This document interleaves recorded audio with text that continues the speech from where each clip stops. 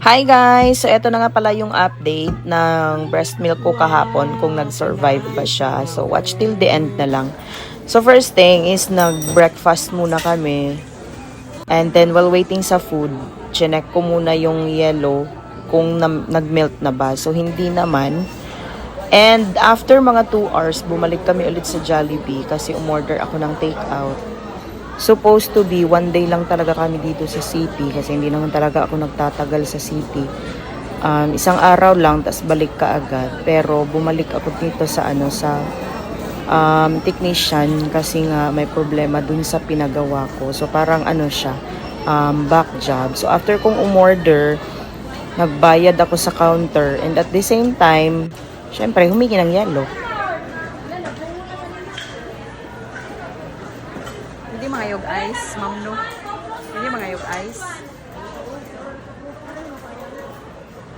Shout out nga pala dito kay ate na napakabait na nag-cater sa akin at binigyan niya ako ng isang basong yelo.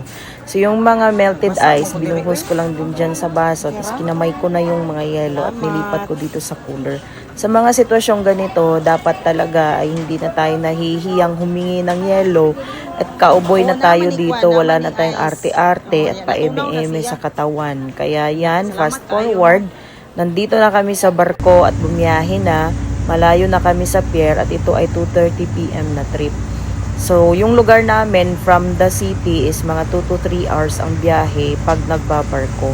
So, yan. Ganyan na kami kalayo from the pier. So, darating kami nito sa bahay is madilim na mga 6 to 7 ganun. So, paano nga ba? Magso-survive nga ba yung milk ko? So, watch until the end para malaman nyo. And ito naman, mga 3:30 or 3:45, hindi ko na talaga kaya. Kailangan ko nang mag-pump. Kaso nga, hindi ako naghugas kasi. So, buti na lang, nadala ko itong quick clean spray ko kay Midela. Ito yung game changer sa lahat at napaka lifesaver kasi kahit hindi na ako maghuhugas, ito lang yung ginagamit kong parang panghugas ay makakapag-pump na ako. Almost 2 years ko na tong ginagamit and so far wala akong residue na nai-encounter sa spray.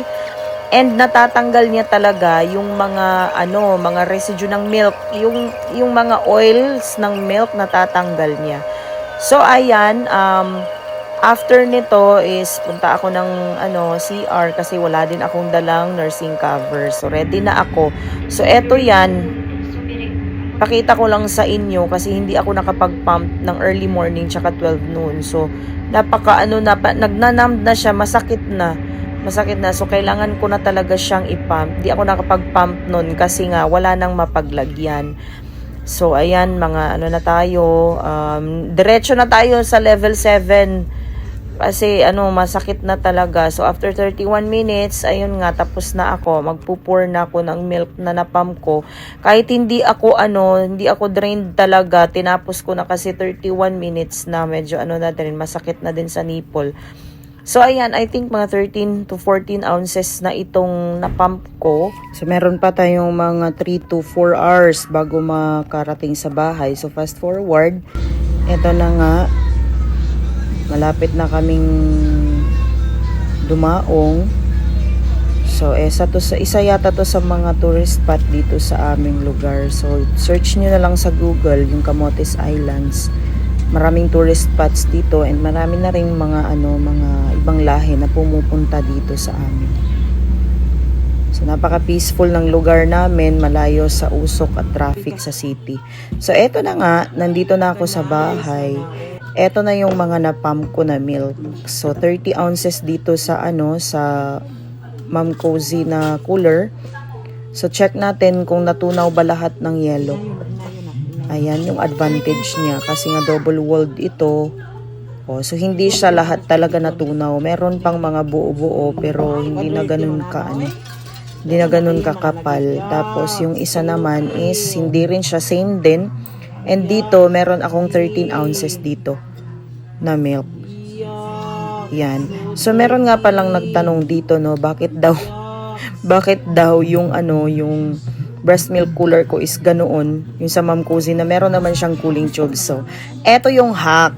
Eto yung hack kasi alam ko sa sarili ko na yung 22 ounces is kakakapusin talaga ako.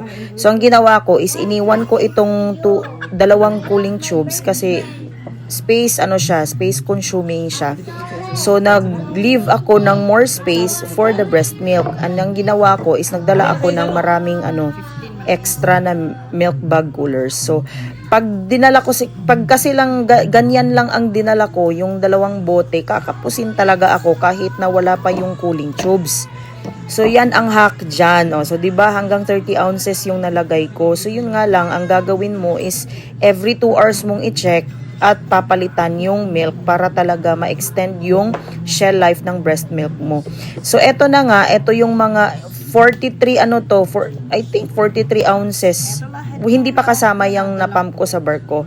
So, ayan lahat and thanks God kasi lahat sila ay safe. So, i-upload ko in different separate video yung combination ko ng lahat ng napump na milk ko. So, thank you guys for watching and see you sa next vlog.